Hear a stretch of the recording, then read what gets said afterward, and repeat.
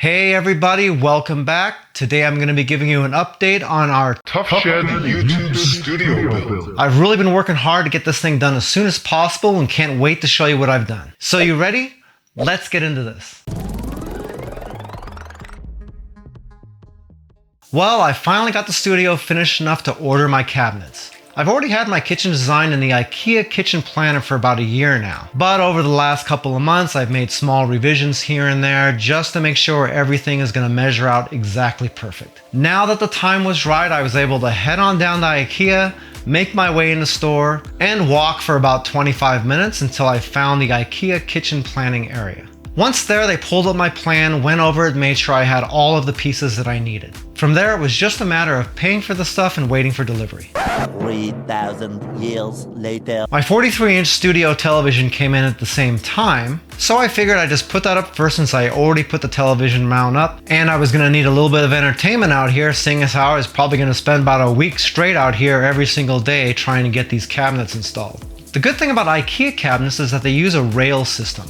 To give you a simplified rundown, all the cabinets hang from rails on the walls, and the feet go on last. That's actually really great because if you make sure the rails are level, then your cabinets are going to be level too. You just got to make sure you put them in the exact right place.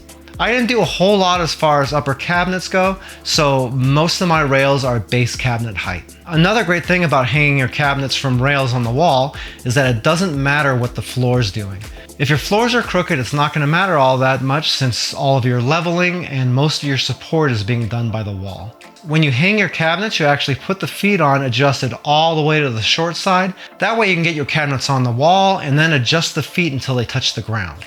From there, all you gotta do is find adjustments just to make sure you get the front of the cabinets nice and level. When you get your printout from IKEA, everything is broken down into sections. Each segment is for one cabinet and it includes all of the pieces that you're gonna need in order to complete that one. Then all you have to do is match up all the part numbers on the boxes and you know what goes where. They also number everything in your plan so you get a better idea of what parts are gonna go where as well. I really like the drawer and door design. If you look really closely, you'll see that everything butts right up against each other.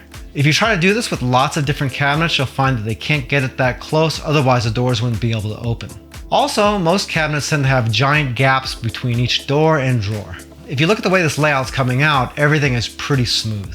I know a lot of my doors and stuff aren't quite lined up right, but there's micro adjustments in all the hinges, that way you can adjust that stuff after it's all up to get it perfect.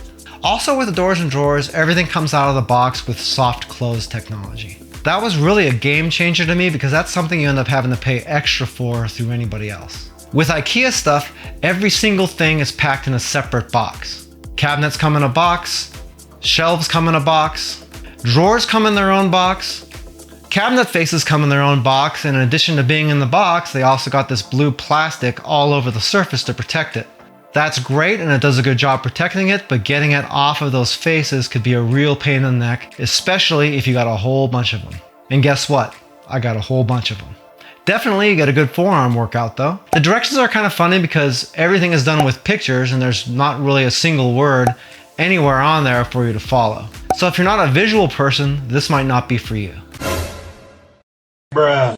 There were a couple of things that were pretty daunting though. For instance, cutting cover panels to hide the side of the refrigerator and also the back of the island. Unless you're buying a panel for a specific cabinet, it just comes in a big sheet and you have to cut it down yourself. That includes the cover pieces for the ends of the wall, and in my case, the one right between the dishwasher and the refrigerator. That means you need a little bit of rudimentary carpentry skills in order to get that done. It's not really that hard, but if you're not familiar with using a saw, you might end up having to get somebody to help you out. By the way, if this is your first time here and you want to learn some cool new recipes, get some great cooking tips and tricks and all sorts of other kitchen related things, then start now by subscribing to the channel and clicking the notification bell so you never miss a thing. Doing my island took a little bit of extra work. I was gonna screw the end cabinet into the wall and then just screw the other cabinets to that one, but I found that that wasn't wasn't going to be enough support at all. So I bought some supports from IKEA that were specifically designed for islands. The instructions say to screw those right into the floor, put your island cabinets on top of them, and then screw those into those supports through the bottom of the cabinets. That's all fine and dandy, but I have floating vinyl plank floors. So what I had to do was cut out parts of my brand new floor so I could screw these supports straight into the concrete. Not a big deal though, worked out perfect. From there, it was basically a matter of rinse and repeat. Once you build a couple of these cabinets, you're going to find that they all go together pretty much the same way. A drawer at the bottom always uses certain mounting holes. The door hinges are always in the same position in relation to the front of the cabinet opening also. So you always know which holes to mount those into as well. I had a couple of specialty drawers too, and I thought those would be kind of a pain in the neck, but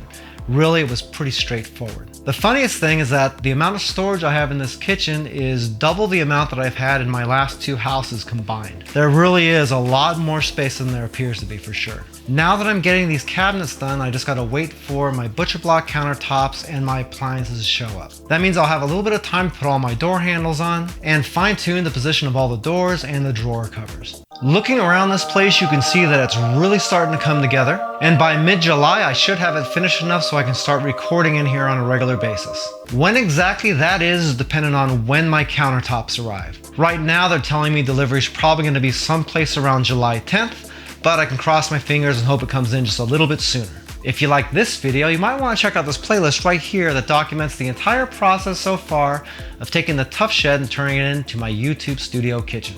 It's pretty neat to look back at that just to see exactly how much work has been done on this thing. Well, that's it for now. I hope to see you back again here really soon, and until that time, I'm Joe, and I hope you have a phenomenal day. Take it easy.